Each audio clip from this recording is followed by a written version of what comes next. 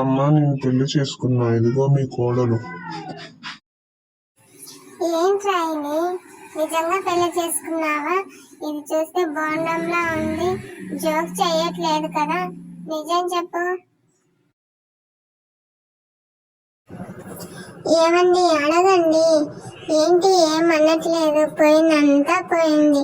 ఊళ్ళో పరువు మొత్తం పోయింది. అమ్మా ఎందుకు ఊరికే అరుస్తావు? కాసేపు ఆగు, నేను చెప్పేది విను. అమ్మా 100 ఎకరాల ఆస్తికి తనొక్కతే వారసురాలు. కొద్ది రోజులు ఆగు, అంతా మనకే సొంతమవుతుంది. ఎందుకు ఊరికే అరుస్తావు?